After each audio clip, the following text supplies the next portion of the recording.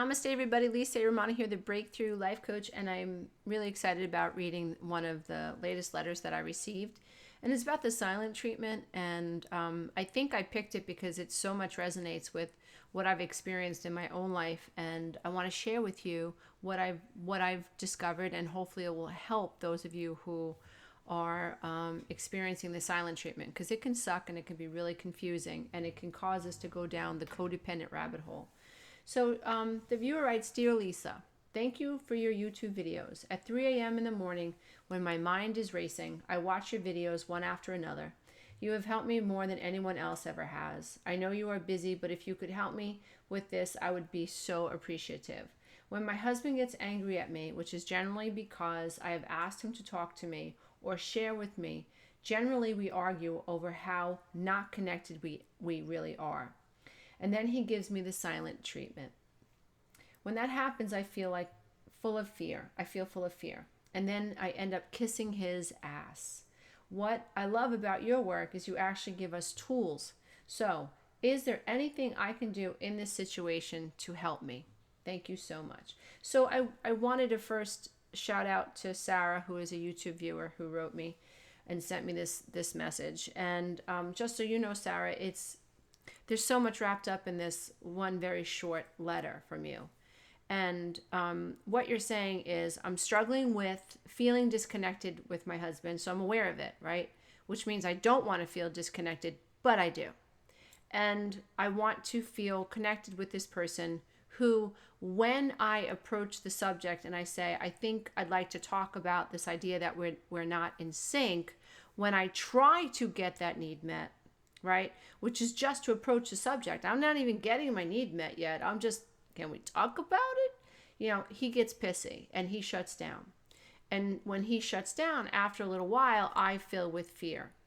And I'm sensing that he's angry, so then I kiss his ass. So that's the codependent dance, right? So there's usually a person who pursues a connection, and then there's the person who pulls away, who acts like they don't want to feel connected to you or give you any type of attention.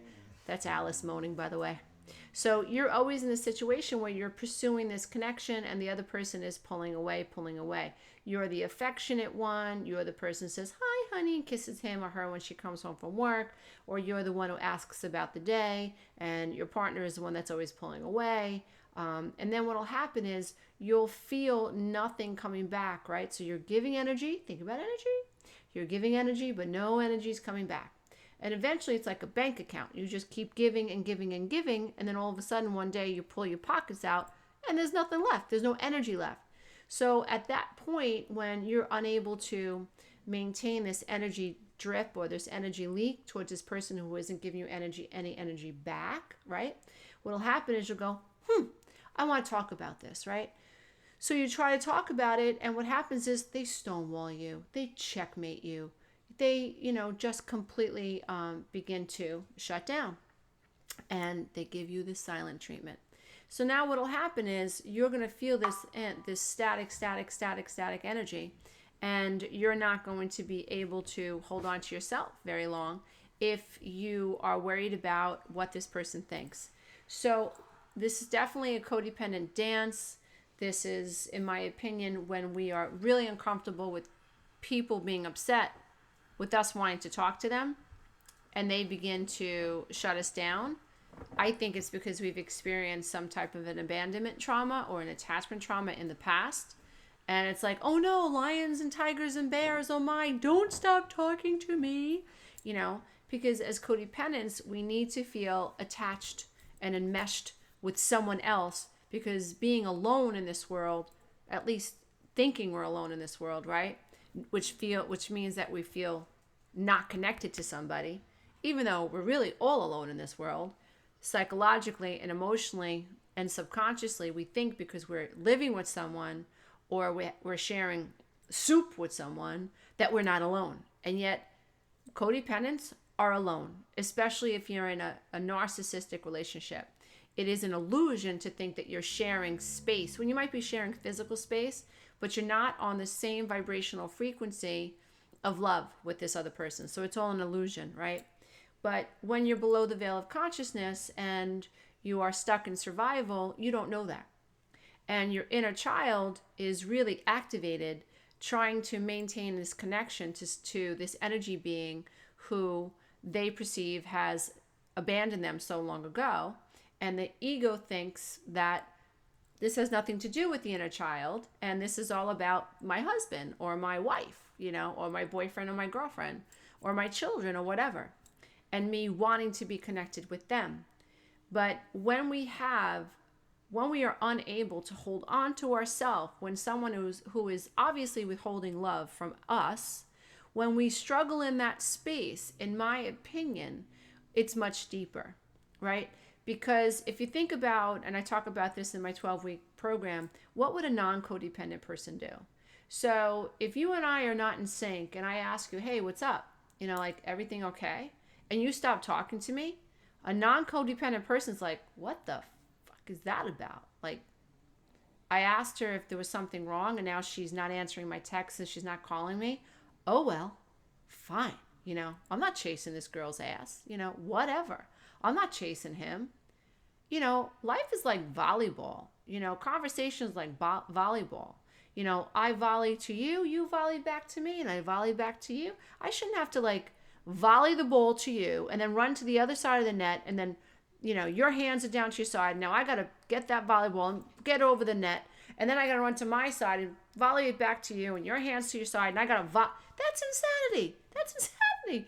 But I know I lived that way for years, getting, having my ex-husband, especially my ex-husband, and even my dad and my mom, just not talk to me. Just stop talking to me, and just withhold from me because I wanted to talk about the elephant in the room.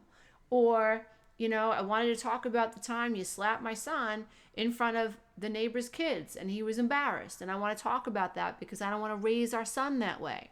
Oh, we can't talk about that. And now, because I brought that up, I'm going to get punished.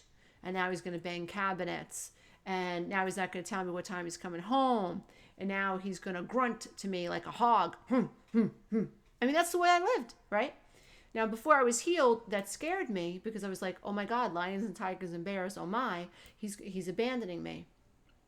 Through my recovery process, I realized that my ex-husband was really just an energetic representation of my mother and my father, like a weird mix of both of them that I never really felt truly connected with.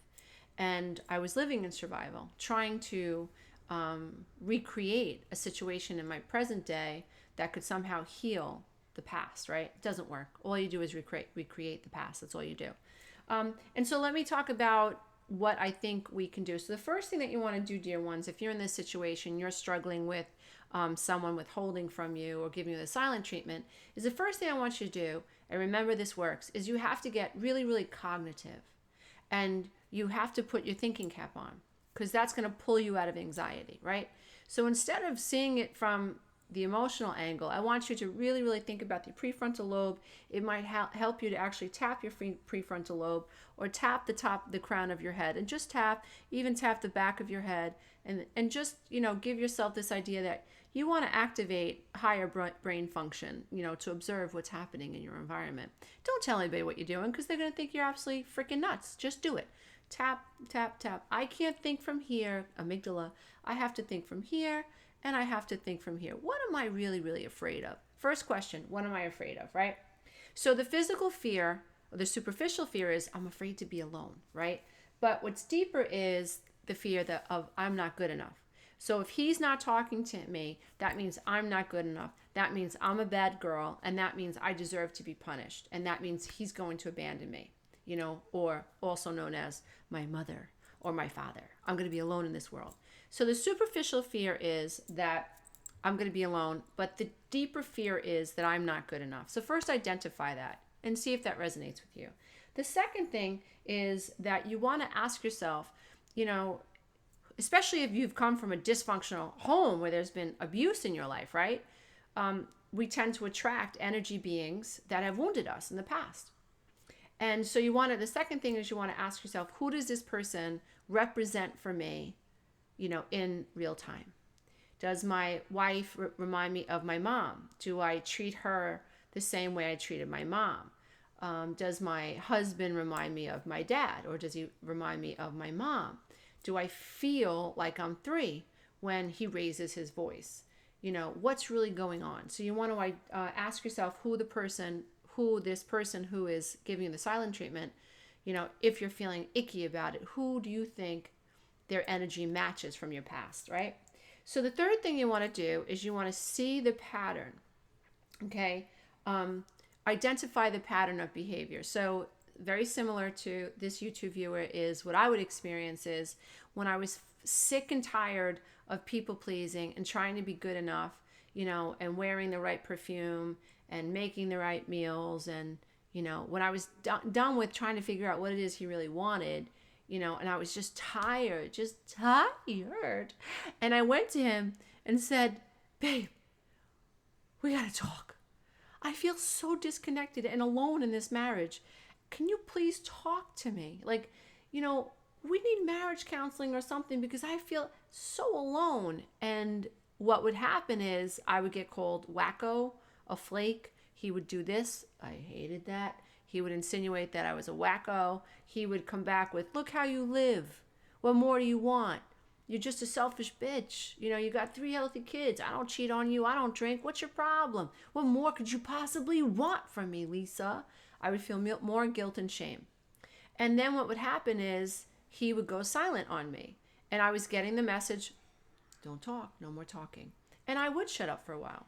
And the attachment trauma would kick in. And then I would do exactly what this YouTube viewer did. I would learn to kiss his head. I would call him. I would make his favorite meal. I would go to our business and make sure I brought him a sandwich. I would try to be a good little girl.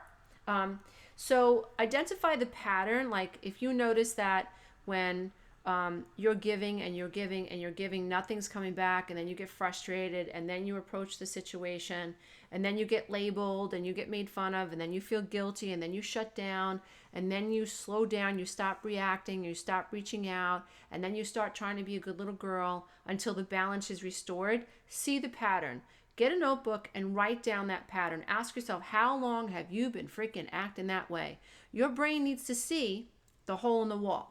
Your brain cannot fix what it doesn't know is broken. So you have to show it what is broken, right? So it's a lot of work, but do it, okay? And so then what you want to do is you have to see this situation in terms of energy, because everything's energy. So people-pleasing codependents, what they do is they keep giving energy. They take care of, they fix, they think they need to be needed. In fact, they need to be needed. They associate need with love. They think they're empathizing with people, but lots of times they're sending people sympathy and they're sending people pity, and they're getting caught up in all of that, right? So what you want to do is you want to see how much energy you're giving and how little energy is coming back. And then you want to find out, and again, get out the notebook and see. Well, I pick up his dry cleaning. I make sure he has the right shaving cream. I make all his dentist appointments. I put the oil in her car. I take her car to get inspected. When she needs me to pick up the whatever, I pick it up. I cook dinner. I do all the laundry. I do all the food shopping. I talk to the accountant. I talk to this person. I talk to that. Think about how much energy you're giving into this dynamic that should take 2 people. And then find ways, and I suggest small ways in the beginning, find small ways where you can stop giving in to an energy vat that is not giving energy in from the opposite side. So let's make it simple. Let's say this relationship is all about you giving, and you're let's make it simple. Your husband comes home, right? He goes to work, which is valid. Absolutely. Hopefully your husband goes to work like everybody else. Or you've won the lottery, you don't have to work, whatever, or you're living on some, some estate somewhere, and, you have all these things that you can live on. You don't need money, whatever. Most of us have to work, however, like myself. So, but let's say that you live with someone who goes to work, and when he comes home, does very little, doesn't take out the garbage, doesn't help with the homework with the kids, doesn't give the kids a bath, doesn't put dishes in the sink or clean them, or chop carrots, or do grocery shopping, or pick up laundry. And you have a job, and you're also doing all of that, right? Think about all the extras you do. You call his mother, you send his mother flowers, you make his breakfast, you make his lunch, you make his dinner, you roll up his socks, you do his laundry, you do all these extra things, right?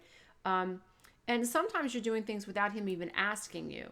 But what I want you to do is I want you to understand that there's this energy exchange is uneven. And the more you just keep throwing your energy into this vat that is supposed to be receiving energy from two people, then you're going to feel this energy lack.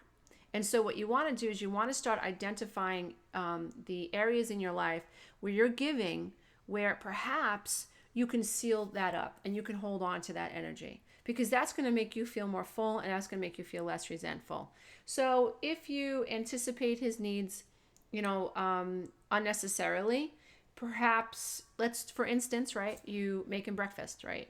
And you put a fork in his eggs. So maybe the following morning you can say, you know what, I just don't feel like making breakfast this morning. I hope you can get that for yourself, or if you're used to making an English muffin with his eggs, you don't make the English muffin.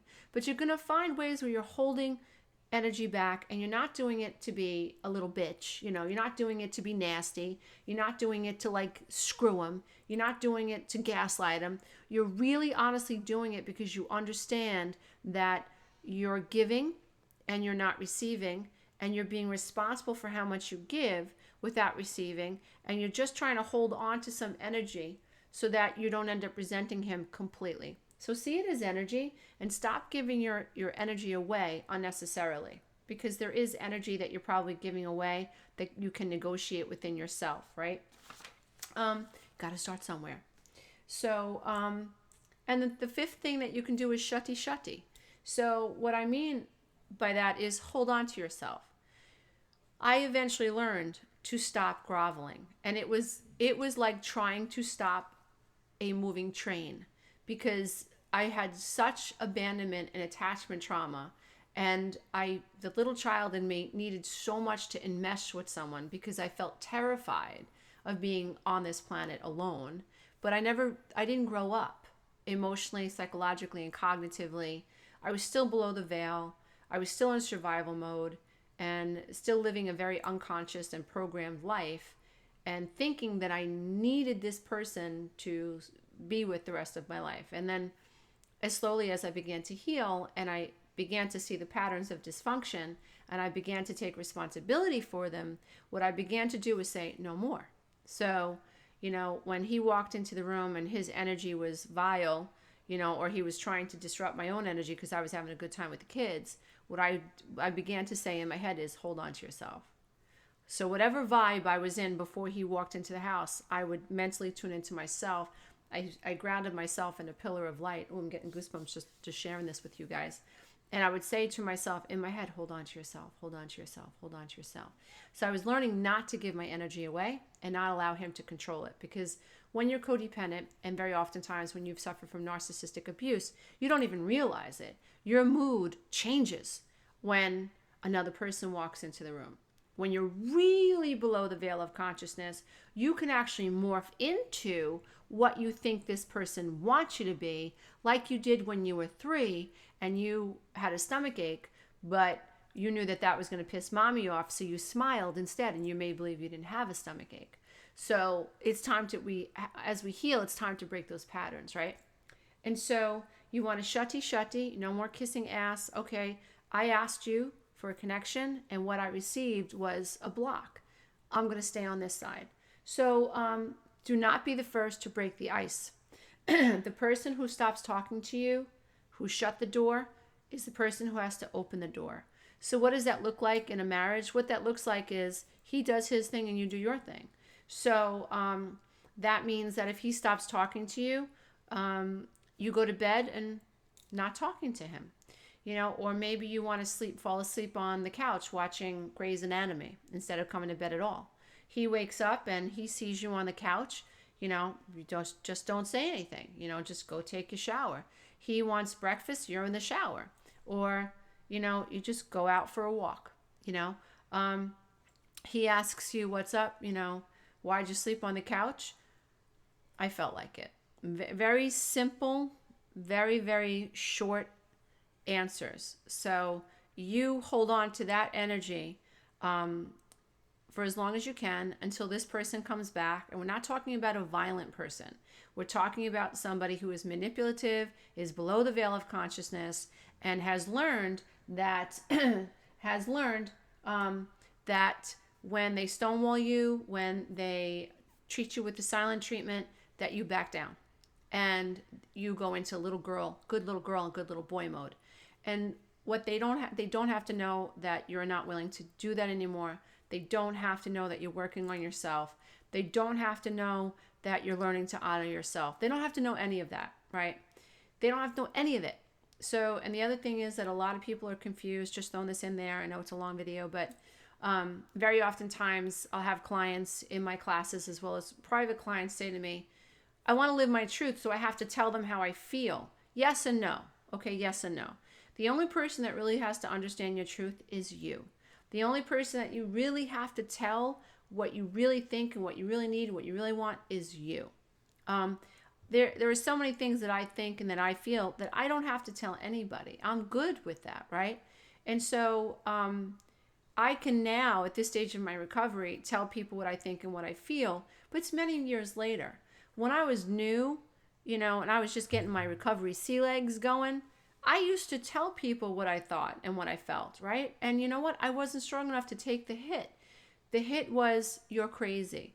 The hit was you're over emotional. The hit was you're selfish. The hit was you're a bitch. The hit was blah, blah, blah, blah, blah, blah, blah, blah, blah.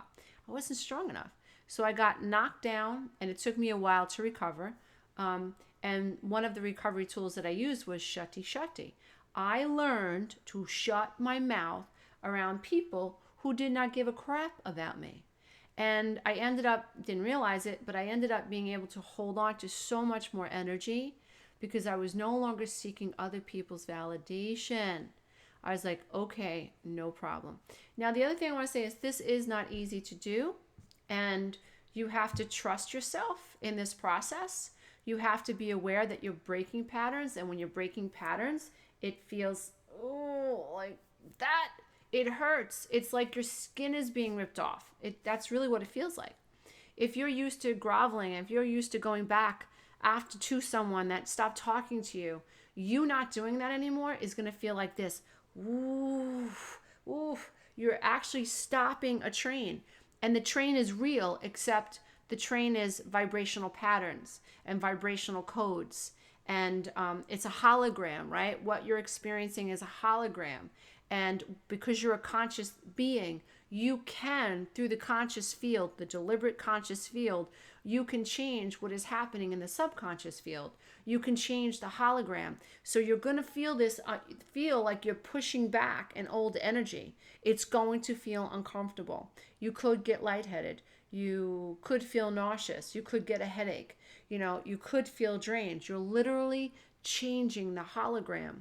And that's tough stuff, and it really is alchemy, in my opinion, and I think that when we do it and we understand neurologically what's going on, chemically what's going on, emotionally, psychologically what's going on, vibrationally, consciously, subconsciously, then we can really get a grip on it.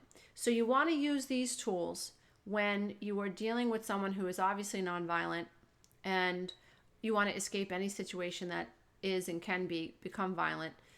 Got to take care of yourself, dear one. Got to take care of yourself. You want to use these tools that I give you in the spirit of love, unconditional love for the self. There's a difference between not kissing someone's ass because you're trying to teach them a lesson and you're trying to stick it to them the way they stuck it to you. That's people do that. And then there's the other side of it where it's, I'm just going to hold on to myself because I love myself.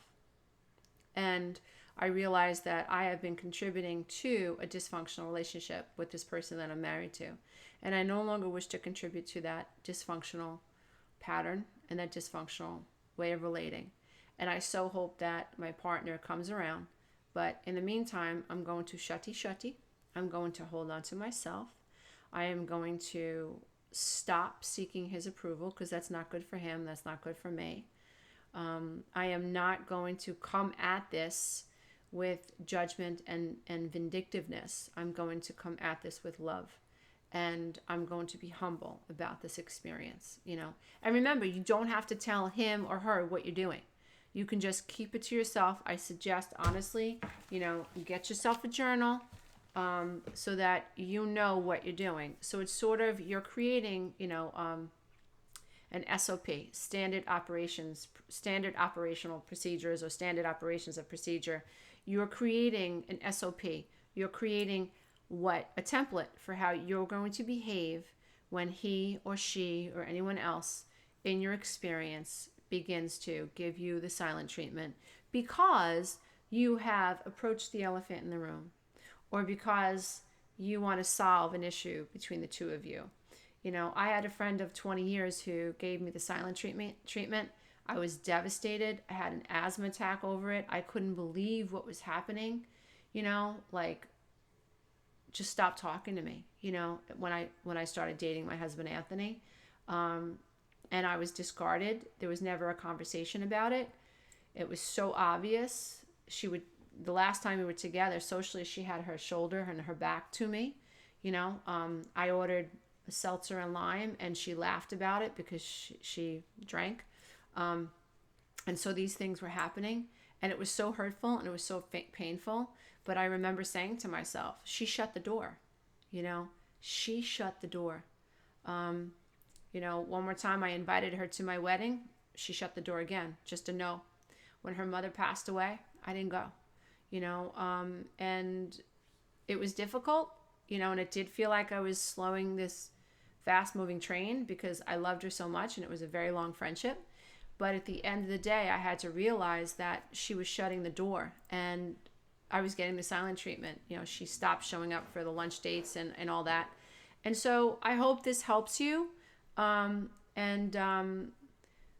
Shutty, hold on to your own energy, speak to yourself, write it out, know what you're doing, identify your fears. So you're going to identify your fears. You're going to figure out who this person represents for you.